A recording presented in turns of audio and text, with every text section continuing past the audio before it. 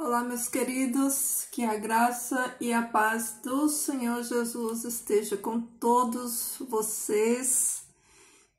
Estamos aí em mais um dia, louvado seja o nome do Senhor, né? Até aqui o Senhor Deus tem nos guardado, tem nos sustentado, nos abençoado. Muitos são as bênçãos do Senhor, né, sobre a nossa vida.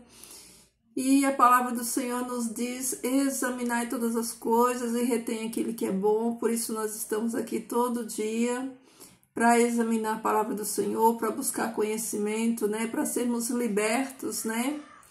Sermos libertos do engano, sermos libertos, né? Das mentiras, e vamos prosseguindo, né? Cada dia colocando uma pecinha aí do nosso quebra-cabeça, para montarmos, né, a imagem correta. Queridos, deixa eu falar uma coisa aqui para vocês antes de eu entrar aqui no nosso estudo da palavra de hoje, né? Muita gente falando, muitos comentando a respeito aí da geopolítica do mundo, do que está acontecendo lá em Israel. E eu queria só deixar um pequeno adendo a tudo isso que está acontecendo aí, em relação a esse acordo. Esse acordo que foi feito, queridos, ele não é o acordo de 7 anos que o anticristo vai fazer, que é o que está lá na profecia de Daniel, né? Os 7 anos, né? Da falsa paz, onde o anticristo ele vai fazer, né, acordo com muitas nações, vou fazer um acordo com muitos, e ele vai quebrar esse acordo.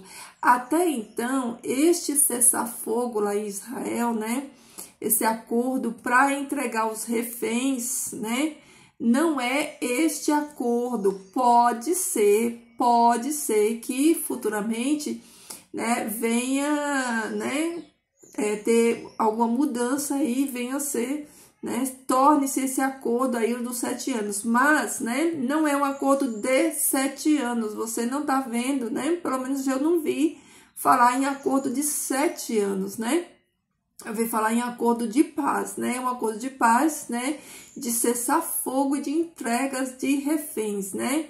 Então, por enquanto, né, pode ser que se desenrole dentro deste acordo, um acordo de 7 anos, mas ainda não é o acordo, tá? O acordo descrito nas profecias lá de Daniel.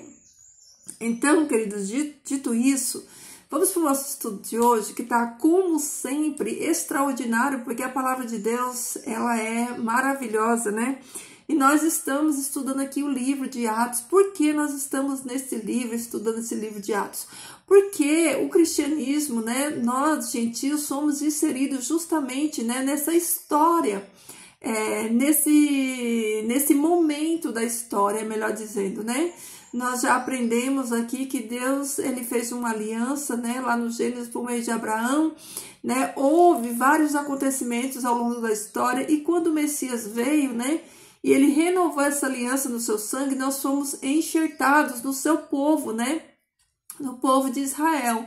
E como começa a nossa história, né? Onde nós, gentios, né, / cristãos, fomos inseridos, né? Como que foi essa inserção de nós, gentios, né, em Cristo Jesus, né? Então foi por meio do sacrifício. A partir do momento que Jesus, né, ele se sacrificou, a graça, ela alcançou a todos. Aí todos que creem no Messias de Israel, todos que creem em Jesus, eles foram enxertados, né, nessa oliveira que é Israel, né, o Israel de Deus, o povo escolhido de Deus. Então nós estamos estudando o livro de Atos, porque é a partir daqui que nós, né, vamos ser inseridos. É a partir daqui que a graça nos alcança.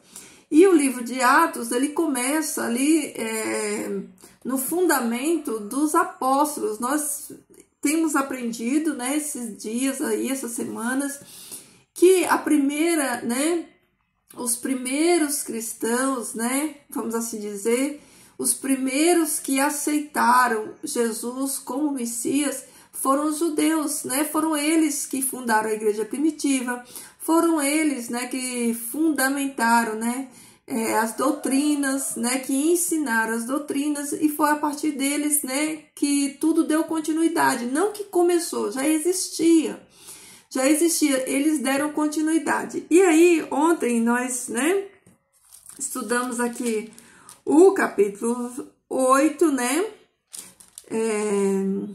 capítulo 8 não, o capítulo... foi o capítulo 8 mesmo. Ontem a gente viu o capítulo 8 e hoje a gente vai falar aqui no capítulo 9, né? Vamos estudar aqui o capítulo 9, né? Para nós darmos sequência, né? Nesse estudo e a gente ter um melhor entendimento, né? Então, o capítulo 9 vai falar sobre um testemunho extraordinário, incrível, né? Que é o testemunho da conversão do apóstolo Paulo, né? Eu creio que o apóstolo Paulo, né, ele foi um dos maiores em todos os sentidos, né? O apóstolo Paulo, ele foi um divisor de água na história bíblica, né? De tudo que ele representou, ensinou, viveu, né? Então, ele foi um gigante da sua época, né? Então, o capítulo 9 vai falar da sua conversão, né? Então, vamos lá. Se você está com a sua Bíblia aí, vamos acompanhando. Você que não pode, né? Vai ouvindo aí, você também vai ser edificado.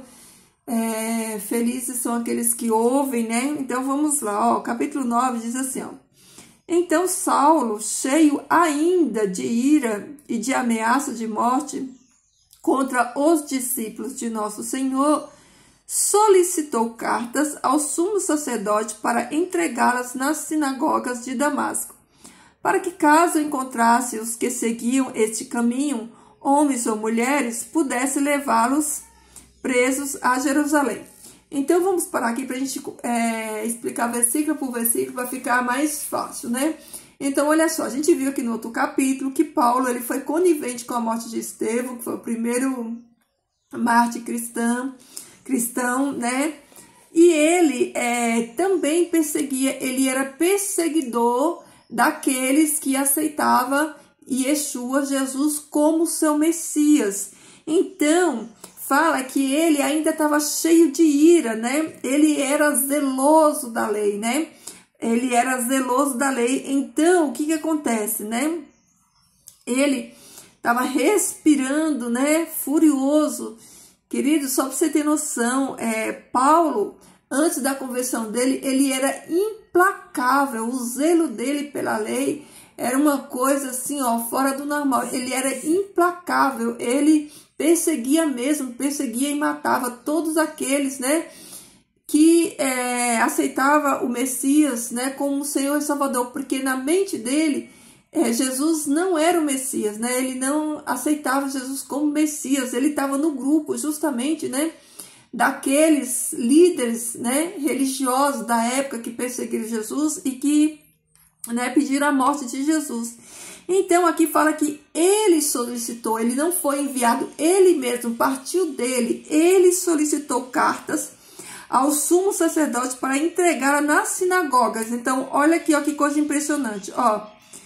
Ele solicitou cartas, partiu dele próprio, foi da vontade dele, né, perseguir os cristãos. E ele pede cartas, e para ele pedir cartas, isso quer dizer que ele é uma pessoa que tinha uma relevância muito grande, né? Porque se ele fosse uma pessoa comum ou qualquer, ele não tinha essa autoridade toda de pedir cartas, né? Para o sumo sacerdote. Paulo, ele era de uma linhagem, né, de nobres. A família de Paulo era rica. Paulo, ele foi educado com o melhor, né, da sua época, que é Gamaliel. Ele tinha dupla cidadania, ele falava outros idiomas, então ele era uma pessoa, né, uma pessoa de posse. Então, aqui diz, né, o versículo 2 diz que ele solicitou, partiu dele, ele que teve a iniciativa, né, de perseguir os cristãos de Damasco. Então, ele solicitou essas cartas aos sumos sacerdotes para entregá-las nas sinagogas de Damasco, né? Por que essas cartas eram entregues nas sinagogas em Damasco? Porque os os que aceitavam o Messias, eles não fundaram outra religião, eles não fundaram outro lugar de culto, eles continuavam indo nas sinagogas, e essa aqui é a prova de que eles continuavam indo nas sinagogas. Sabe quantas sinagogas existiam em Damasco? 40 sinagogas existiam na cidade de Damasco. A distância de Damasco para Jerusalém era de 6 dias, era 6 dias de viagem para ir de Jerusalém até Damasco. E em Damasco tinha 40 sinagogas, e foi nessas sinagogas que Paulo levou cartas para perseguir os cristãos. Por quê? Porque, ao contrário do que muitos pensam, né, porque não estudam a palavra de Deus, eles acham, né, que depois que o Messias morreu, os discípulos fundaram outra religião, fundaram outros lugares, né, para adorar. Mas aqui está dizendo claramente, ó, eu vou ler só para você entender. Olha aí, ó, leia também comigo, leia aí na sua Bíblia, ó. Solicitou cartas ao sumo sacerdote para entregá-las nas sinagogas de Damasco, para que, caso encontrasse os que seguissem esse caminho, né, ou seja, os que aceitaram Jesus, homens ou mulheres, pudessem levá-los presos a Jerusalém. Olha aí, tá vendo? Então, eles continuavam frequentando sinagogas, eles continuavam estudando a Torá e continuavam praticando a lei do Messias, né? Que inclusive diz que nunca veio abolir a lei e nem os profetas, né? Ressaltando aqui o que eu digo todo dia, a escritura que eles estudavam na sinagoga era a Torá, o Antigo Testamento, né? Não tinha o Novo. Então, cai por terra essa ideia de achar que era, né, o evangelho como a gente tem hoje, né? Não tinha Novo Testamento nessa época, então eles não receberam nova doutrina, eles não fundaram nova religião e nem lugares diferentes. Eles continuaram indo na sinagoga, eles continuavam estudando o Velho Testamento e seguindo as leis de Moisés. Sim, senhor. Sim, senhores. Eles continuavam. É só estudar aí que, né, a gente vai verificar isso. E enquanto ele ia, ao se aproximar de Damasco, resplandeceu de repente sobre ele uma luz do céu. E caindo por terra, escutou uma voz que lhe dizia: Saulo, Saulo, por que me persegues?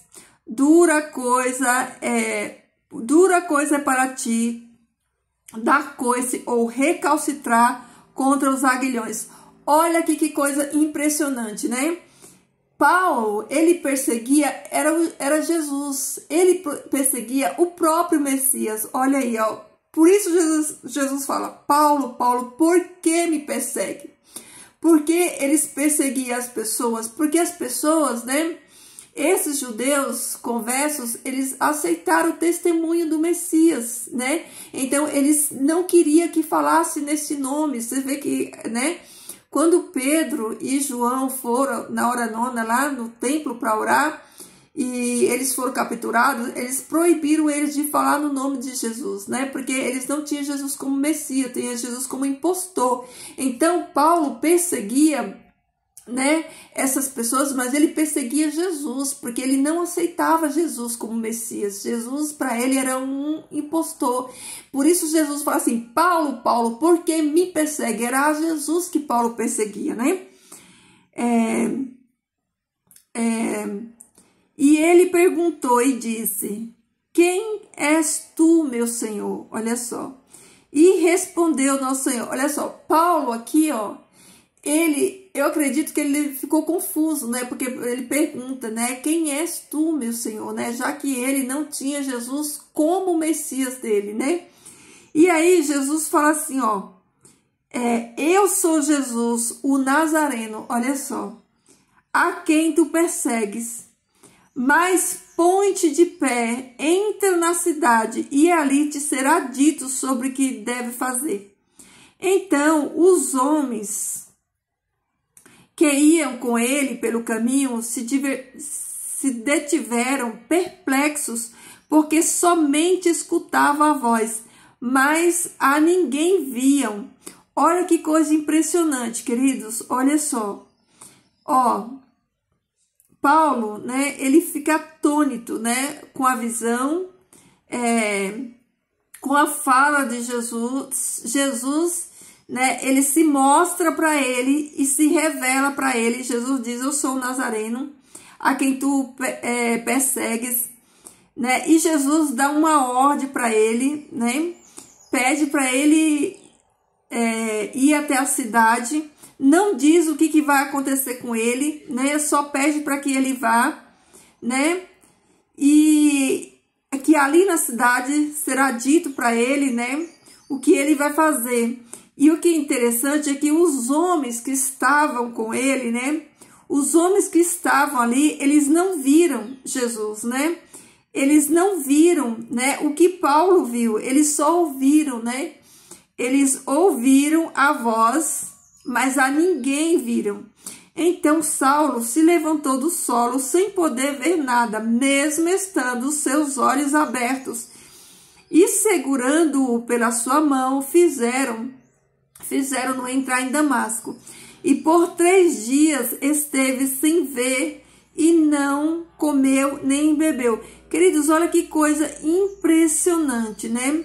Paulo é um caçador implacável, terrível, matador de cristão, perseguidor de cristão. Ele tem na sua conversão o encontro com o próprio Jesus, com o próprio que ele perseguia, né? E o que é incrível aqui é que está falando que ele, estando os seus olhos abertos e segurando-o pela mão, aqui, ó. Então Saulo se levantou do solo, sem poder ver nada, mesmo estando os seus olhos abertos. Os olhos dele estavam abertos, né? Mas ele não enxergava nada. Olha essa cegueira, né? É a cegueira de muitos hoje, né? Os olhos estão abertos, mas eles não estão enxergando, né? Estão enxergando só o natural, mas o sobrenatural de Deus eles não estão enxergando. E sabe o que é incrível na história de Paulo, queridos? É que Paulo, por que a graça de Deus alcançou Paulo? Porque Paulo tinha um zelo verdadeiro. Porque no fundo, tudo que ele fazia, né? Ele perseguia, mas na verdade, na sinceridade do coração dele, né? Ele estava fazendo bem, ele estava perseguindo, na visão dele, no entendimento dele, né? Pessoas, né? Que eram mentirosas, né? Falsas, um falso ensino, uma falsa doutrina e um falso mestre, um falso Messias. Só que Deus, né? Deus vê o zelo de Paulo, Deus vê o amor de Paulo, né? O cuidado dele, né? Mesmo que esse cuidado, né? Mesmo que ele não tivesse enxergando, né? Ele era zeloso da lei, né? Zelava a lei, guardava a lei, mas ele não enxergou a verdade, não enxergou a verdade do Messias. Por isso, Deus, ele vê que a obstinação de Paulo era tão grande, que só Jesus aparecendo diretamente para ele, né? Para fazer com que ele mudasse, né? A sua mente, para fazer com que os seus olhos fossem abertos para a verdade genuína. A conversão de Paulo, né? Ela foi tão extraordinária que o próprio Jesus, né? Veio pessoalmente convertê-lo, né? Olha que coisa impressionante. Queridos, todas as pessoas sinceras, elas são alcançadas. Às vezes, muitas pessoas sinceras cometem erros, né? Mas esses erros não são erros, né, propositais, não são falsidades, são erros, né? No intuito de fazer a coisa certa, mas na falta do conhecimento, na falta do entendimento, né? Elas acabam errando, mas essas pessoas, elas são encontradas, né? No percurso, né? Na trajetória da vida delas, a graça do Senhor vai alcançar. A graça do Senhor vai alcançar, assim como alcançou Paulo. E olha só que coisa incrível, né? Quem sabe naquele dia, naquela caminhada, né? Naquela ida, a Bíblia não relata se foi andando ou se foi a cavalo. Alguns dizem que é cavalo, mas a Bíblia não fala, apenas diz que ele foi. Você imagina, queridos, que naquele dia, né, quando Saulo ele sai ali para perseguir, né, aquelas pessoas e trazer de repente, né, levar cativos, levar presos muitas pessoas por amor, né, de algo que ele na mente dele ele estava fazendo a coisa correta. E pensa também nessas pessoas, esses que estavam lá na sinagoga de Damasco, né, com medo, morrendo de medo, orando a Deus, pedindo a Deus para que Deus ele intervisse, para que Deus pleiteasse a causa deles, né? E Deus ele faz, né, esse trabalho extraordinário, porque de todas as conversões, acho que não existe uma tão extraordinária como a de Paulo, né? E aí Paulo ele fica ali, ó, 3 dias de oração e jejum, 3 dias mortificando a carne, 3 dias, né, tentando assimilar tudo aquilo ali. Eu imagino que nesses 3 dias, né, a angústia do coração de Paulo, né, eu imagino que a vida dele passou toda ali naqueles 3 dias, meditando, pensando em todas as maldades que ele fez, que ele praticou, que ele foi cúmplice, como foi cúmplice lá na morte, no martírio de Estevão. Eu imagino que nesses 3 dias que Paulo não comeu, não bebeu, ele jejuou, ele ficou analisando toda a sua trajetória de vida, né? A ficha, né? Caindo sobre tudo aquilo que ele aprendeu a vida inteirinha, né? Sobre tudo aquilo que ele estava vivendo, né? Ali, naquele momento. Então, diz que depois de 3 dias, né? Sem comer e não bebeu, né? Não comeu e não bebeu. E havia em Damasco certo discípulo cujo nome era Ananias, e que o Senhor lhe disse em visão: Ananias? E ele respondeu: Eis-me aqui, Senhor. Nosso Senhor lhe disse: Levanta-te e vai à rua que se chama Direita, e busca na casa de Judas a Saulo, da cidade de Tarso, porque eis que ele está orando, e viu em visão a um homem cujo nome é Ananias. Entra e lhe impõe a mão para que lhe seja aberto os olhos. Queridos, olha que coisa impressionante. Vocês viram que em Damasco tinha um discípulo chamado Ananias. Inclusive, essa é a única passagem que fala de Ananias. Depois a Bíblia não relata mais sobre Ananias.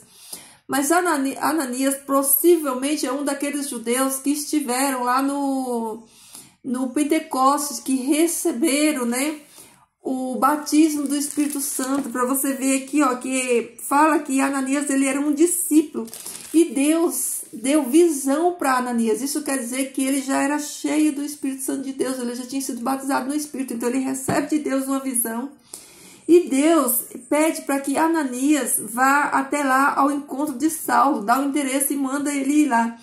E o que é mais impressionante é que Deus já tinha também dado para Paulo uma visão sobre Ananias. Então, enquanto Paulo estava orando, Deus já tinha dado ali uma visão de que Ananias ia até ele para curar ele, né? Para restaurar a visão dele. E olha que coisa impressionante, né?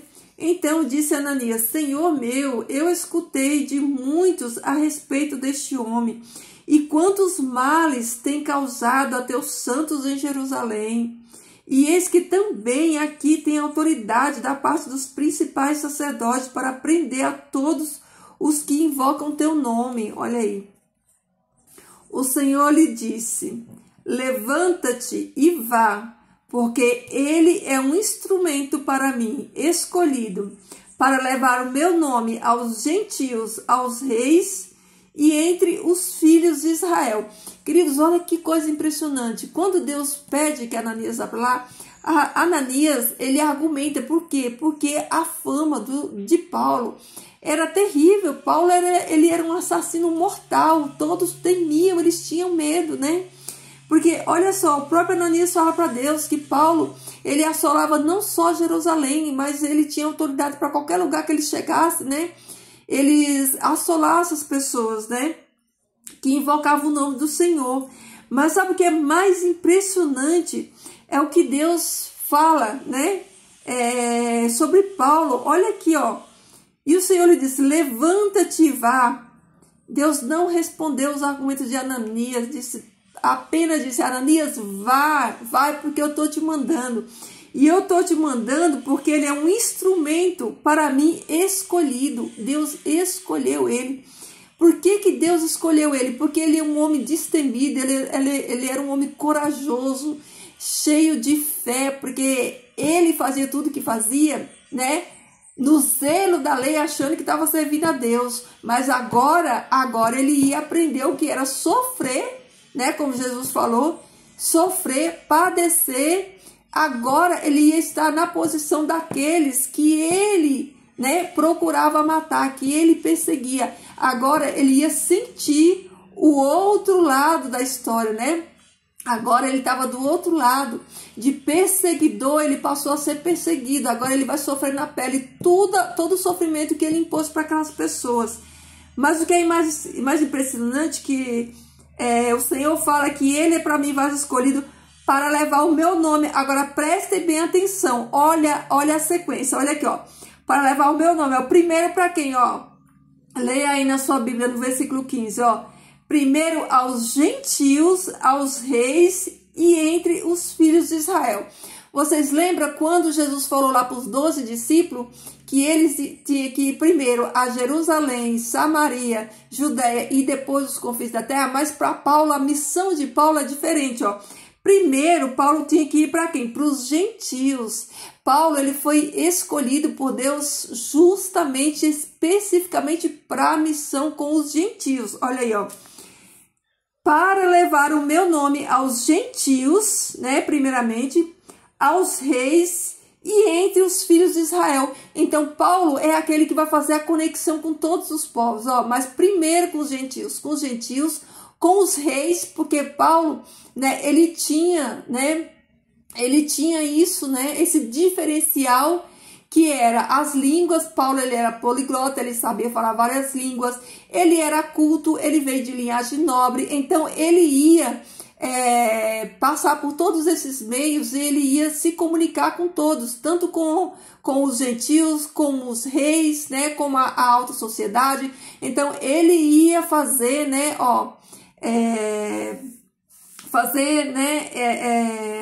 intermediar entre todas essas classes de pessoas. Aí diz aqui, entre os gentios, os reis e os filhos de Israel, né? Então, o ministério de Paulo, ele vai abranger todas as pessoas. Olha que coisa extraordinária, queridos, não é pouca honra não, é muita honra, né? Só que essa honra custou a vida inteira dele, né? Uma vida de dor, de luta, de sofrimento, né? Se você conhece a história dele, você sabe o que ele sofreu, né? Você sabe o quanto custou ele, né? Padecer, né? O quanto foi para ele padecer por esse nome. Então, ó, porque eu lhes mostrarei quanto haverá de padecer por causa do meu nome. Olha aqui, ó. Paulo, vai, Ananias, porque para mim ele é um vaso escolhido. Eu escolhi ele. Eu escolhi ele para levar a minha palavra, o meu nome para os gentios, para os reis e para os judeus. E eu vou mostrar para ele, né, em uma linguagem bem clara, eu vou mostrar para ele quanto é bom ser perseguido. Eu vou colocar ele do outro lado, né, para ele sentir na pele tudo aquilo que ele fez, né, por essas pessoas.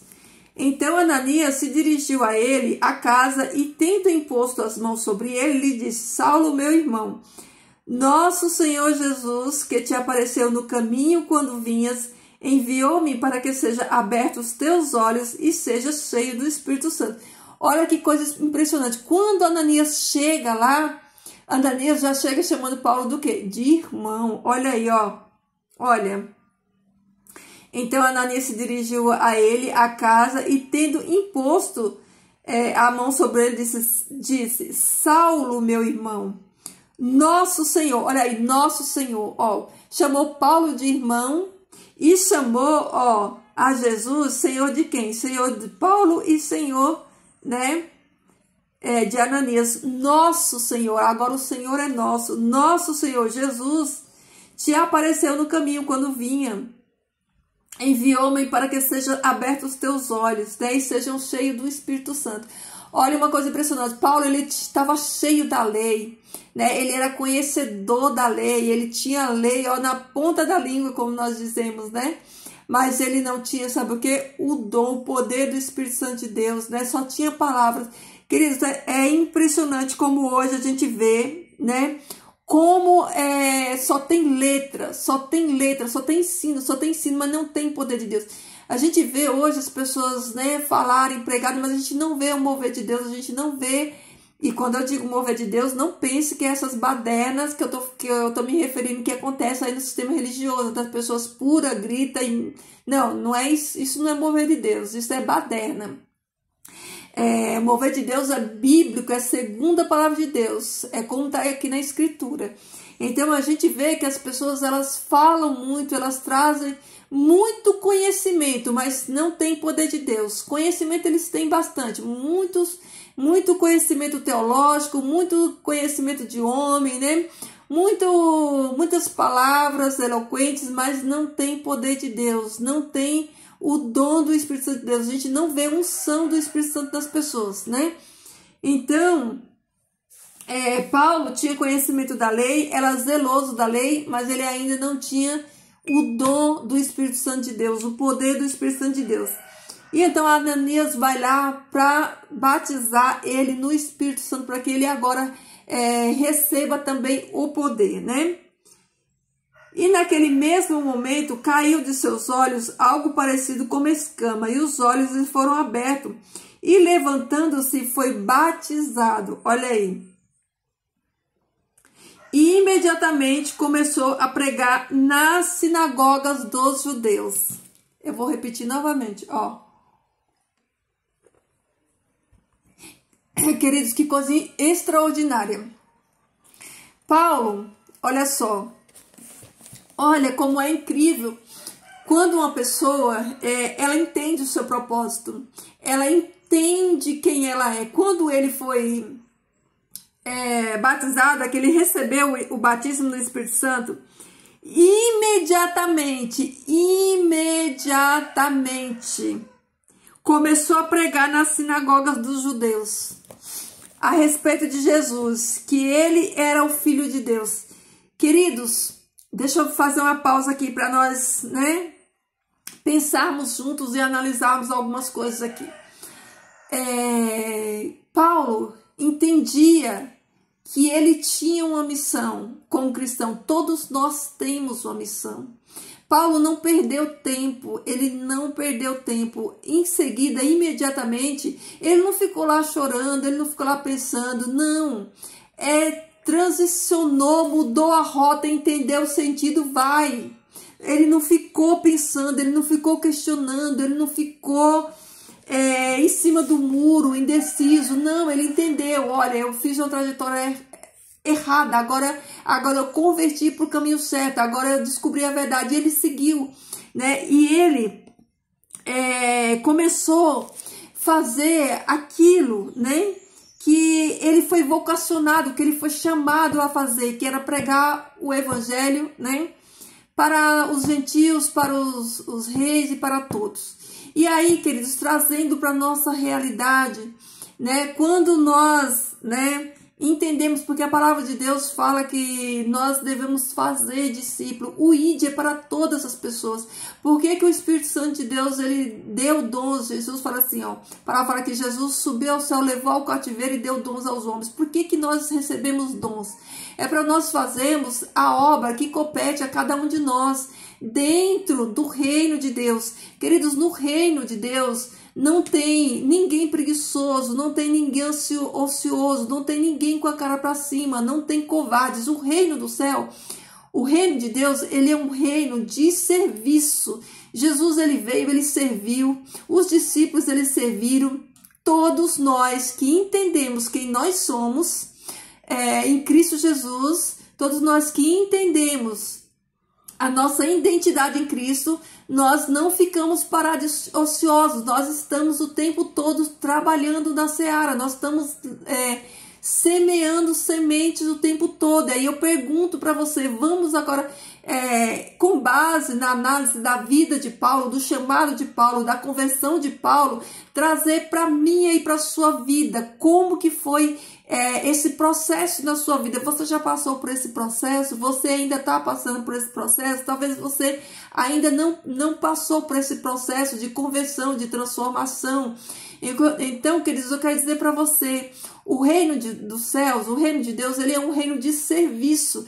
Deus não chamou ninguém para ficar parado, para ficar com o braço cruzado. Aqui todos nós temos que trabalhar, todos nós temos que usar os dons e talentos que o Senhor Deus confiou para que nós fizéssemos a nossa obra, né? Então, Paulo, ele tinha consciência disso, ele tinha consciência do chamado, né? Então, às vezes eu pergunto, será que nós temos consciência desse chamado? Será que nós estamos entendendo, né, a nossa vocação, o nosso chamado? Será que nós estamos fazendo igual Paulo? Eis-me aqui, Senhor, né? Nos colocando nas mãos do Senhor, deixando que o Senhor Deus, ele nos transforme, né? Nos restaure, nos encha do Espírito Santo dele, para que nós possamos fazer, né? Fazer a nossa obra, fazer a nossa parte, fazer a parte que nos corresponde, né? Entendemos que nós estamos aqui, Deus colocou cada um de nós aqui para um propósito. Paulo era um vaso escolhido para um propósito escolhido, mas eu e você também somos vasos do Senhor escolhido para um propósito. O propósito de Paulo foi grande, foi com todos esses aqui que nós vemos. Talvez o seu propósito seja com sua família, através do seu propósito seja no seu local de trabalho, com um colega de trabalho, através do seu propósito seja na sua vizinhança. O que o Senhor Deus entregou nas tuas mãos para que você, né, cumprisse o seu propósito. Você já entendeu, né, qual é o seu propósito, o que Deus colocou na tua mão, né? Porque certamente Deus vai cobrar de nós tudo aquilo que Ele nos entregou. E o que Deus te entregou, querido? O que Deus colocou na sua mão que você, né, tá desenvolvendo, que você tá usando para o avanço desse reino, né? Para que o reino avance. Olha só, o apóstolo Paulo, ele entregou, ele dedicou a sua vida, ele fez um voto, né? Ele fez um voto e ele entregou e se dedicou a vida inteirinha em prol desse ministério, né? De levar Jesus para as pessoas. Mas nós também, que não temos um ministério tão abrangente quanto o do apóstolo Paulo, nós também temos um ministério. Todos nós temos. Se você aceitou Jesus como seu Senhor e Salvador, se você entende que você está aqui, né, em uma trajetória de vida para cumprir um propósito, eu pergunto para você, como tem sido, né? Como tem sido realizar esse propósito? Você já está cumprindo? Você tem dificuldade? Você tem pedido a Deus que o Senhor Deus, ele te revele, te mostre como fazer a vontade dele, como viver, né? Como viver, né, esse propósito na prática, né? Como glorificar o nome do Pai? Quais estratégias, né, o Espírito Santo de Deus vai te dar para que você concretize, né, para que você conclua, né, a sua jornada, a sua trajetória aqui nessa terra. Queridos, lá na eternidade, todos nós vamos ter uma história. Como a sua história vai ser contada, né? Como a sua história vai ser contada. Quando você chegar ao final da sua vida, né? Que legado você terá deixado? Que história, né? Vai ser dita de você? Qual foram as suas prioridades? Qual foram as suas atitudes?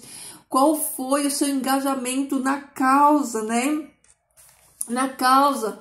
Olha que coisa impressionante. Não perca tempo, querido. Não vamos perder tempo, né?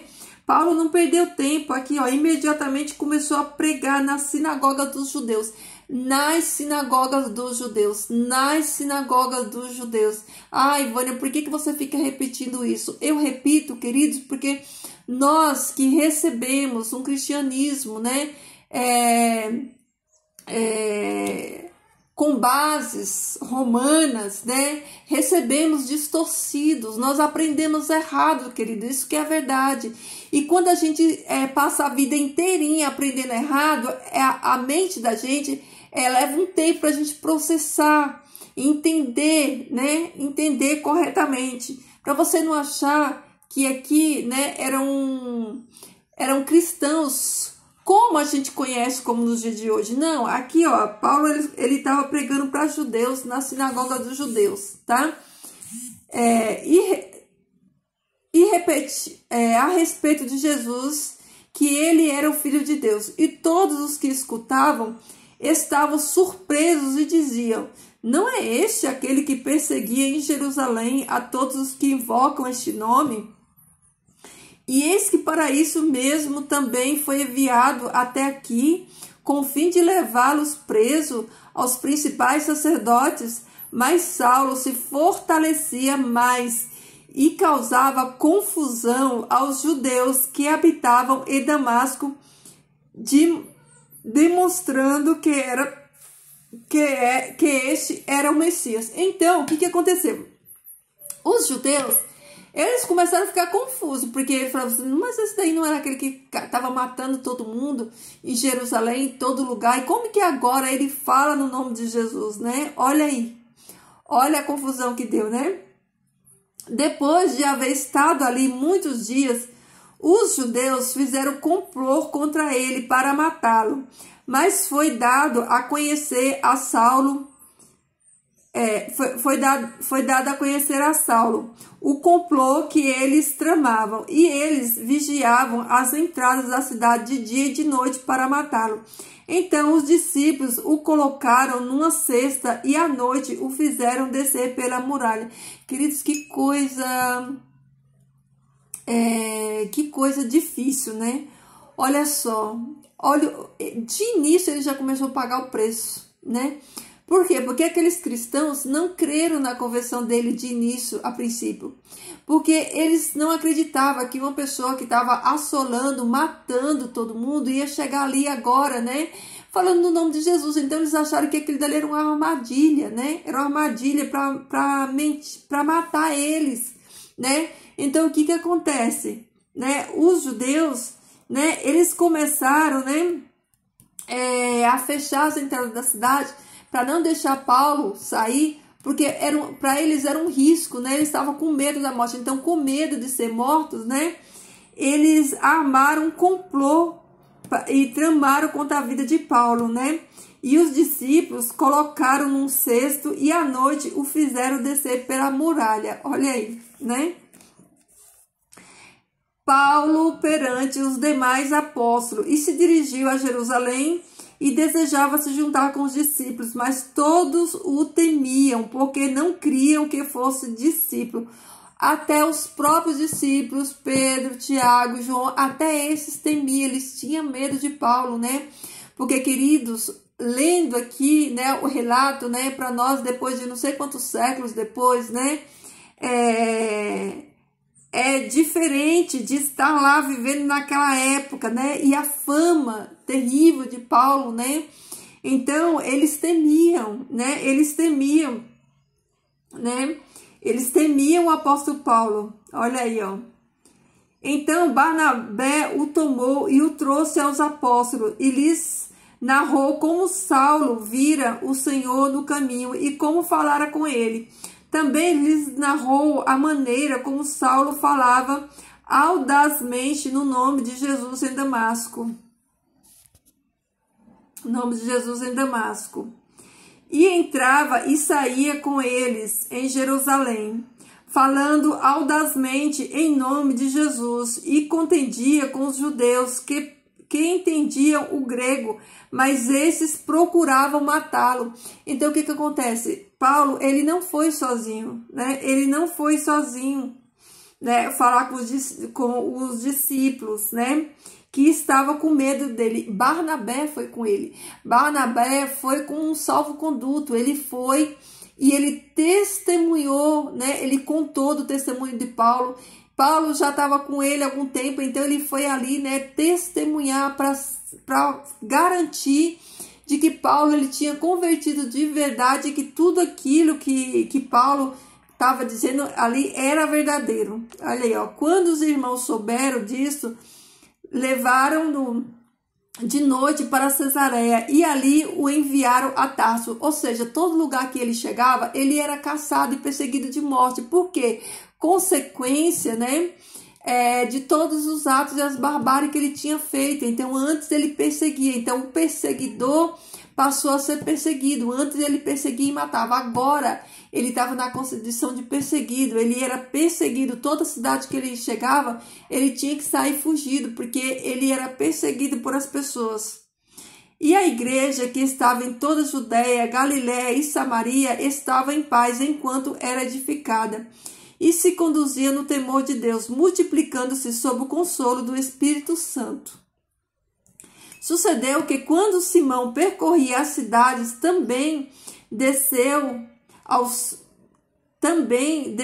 aos santos que habitavam na cidade de Lídia, e encontrou a certo varão cujo nome era Enéas, que havia estado paralítico no leito por 8 anos. Então Simão lhe disse: Enéas, Jesus Cristo te cura.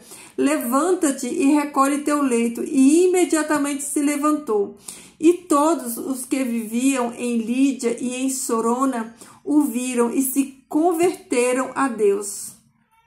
Então, queridos, olha só, aqui continua contando, né, o testemunho de Pedro, né, e aí o livro de Atos ele vai se desenrolar nessa história, né, de Paulo junto com os discípulos, né, vai ver uma união deles, né, Paulo ele vai ficar um tempo, 3 anos ali recluso, e depois ele volta com tudo para o seu ministério, né, e queridos,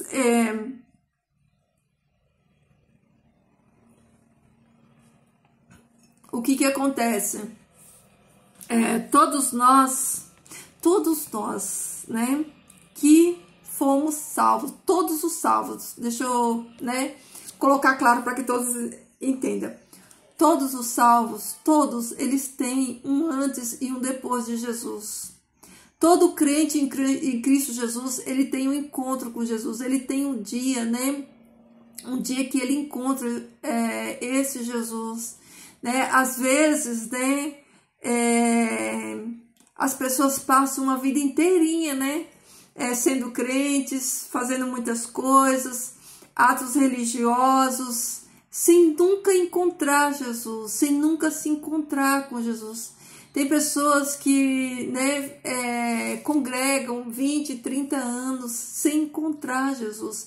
Então, o dia da sua conversão, muitas vezes não é o dia que você batiza. É o dia que Jesus te encontra, é aquele dia que o seu coração é quebrantado. É aquele dia que você entende, né?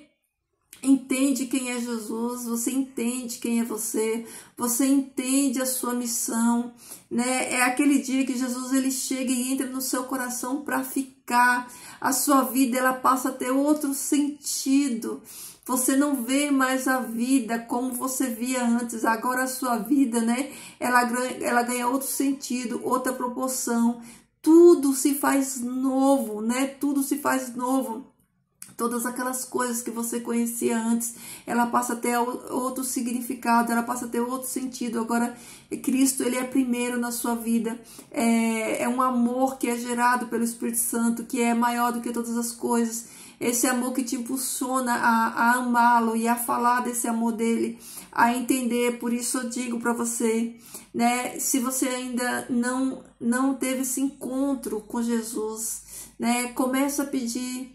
Peça a Deus que o Senhor ele te encontre, que você receba, né, essa graça desse encontro com Jesus. O encontro de Paulo com Jesus, ele foi visível, audível, mas isso é uma exceção, né? Certamente Deus ele tem as suas maneiras de se manifestar.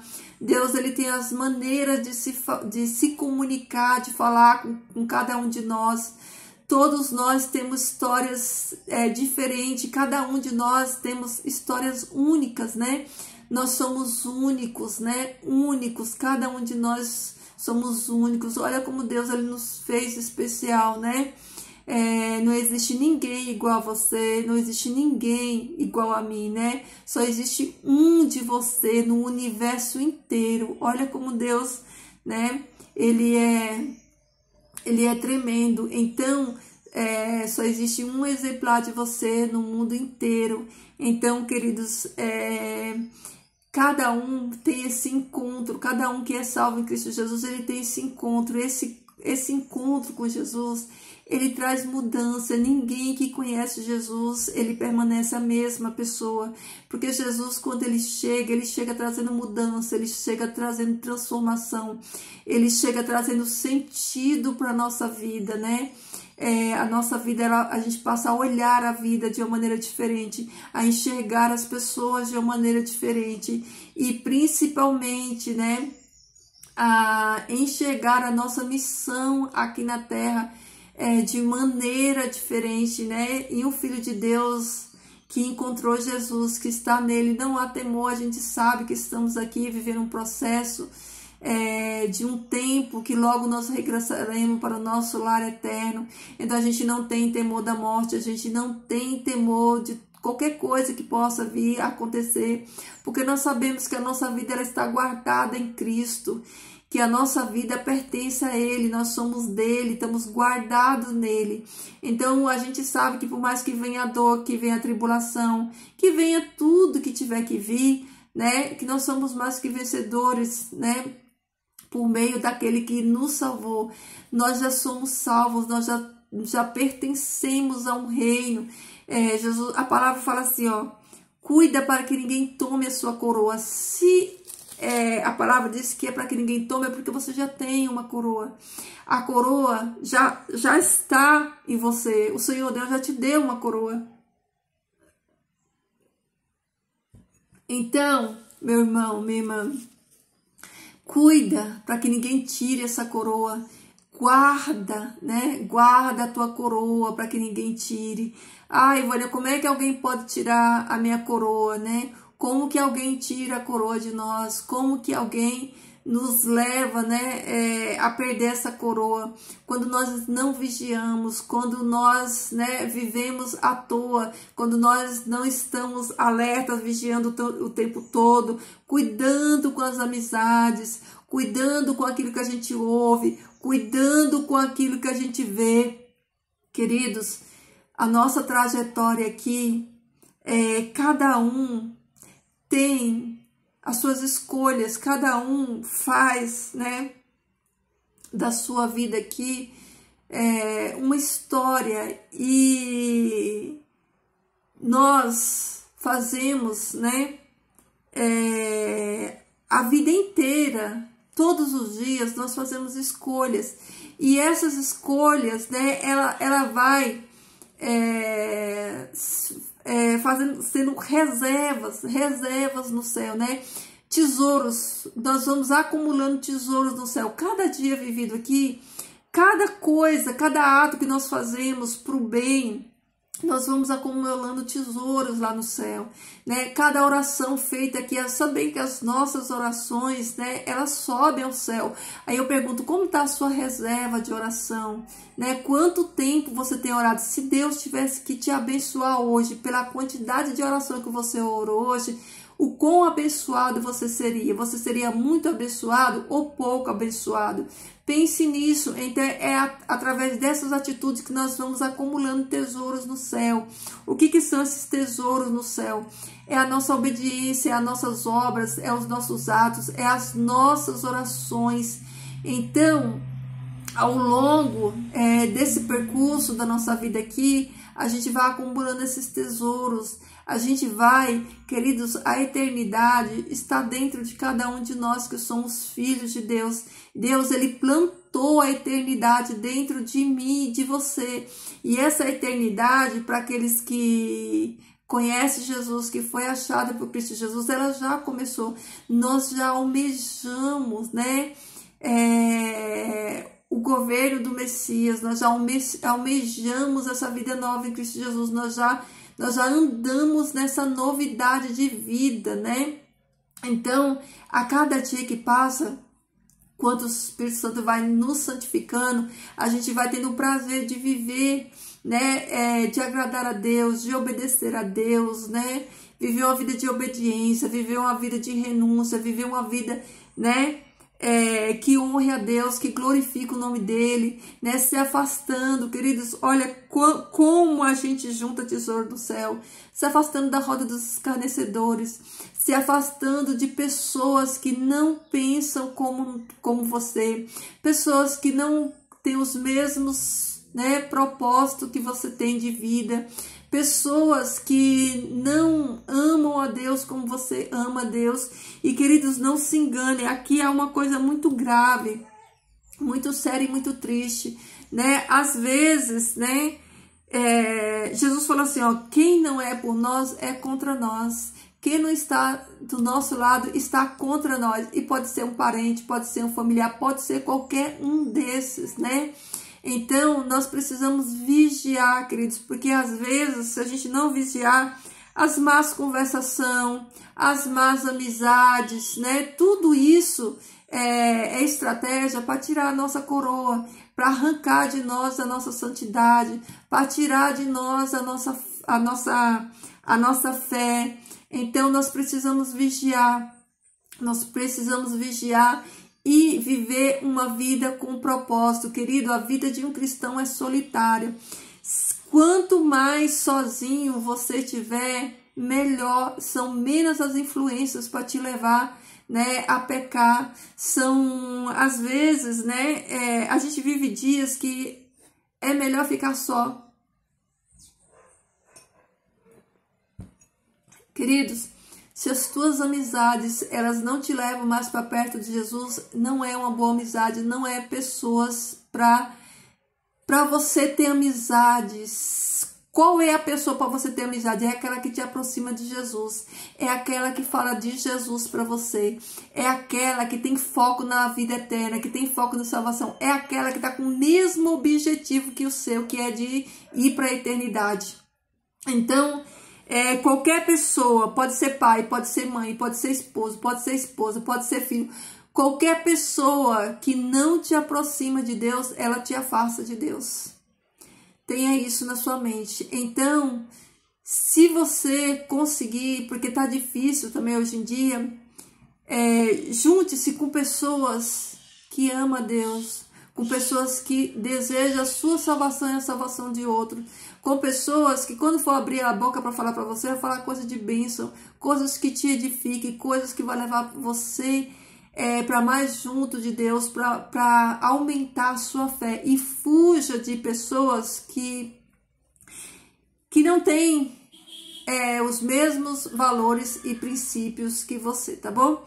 Então é isso, queridos, que você reflita, né?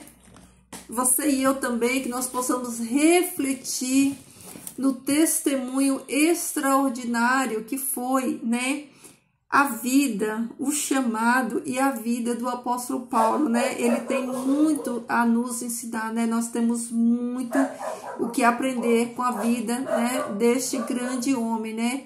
Vamos, né, continuar, né, vendo mais algumas coisas aqui depois, no decorrer da semana, né? Ensinos, né? Muitos ensinos dele. Então, queridos, que Deus abençoe você e a mim, que Ele nos ajude, que a nossa mente esteja, né, alinhada com os propósitos de Deus, firmada em Cristo Jesus, né? Que a nossa conexão com o céu esteja aí, ó, 24 horas, né? Que, ó, Jesus, Ele transborde amor no meu e no seu coração, e que nós possamos, todos nós, entendermos, né, o nosso plano aqui, tá bom, queridos? Fiquem todos com Deus, deixa aí seu like e até amanhã.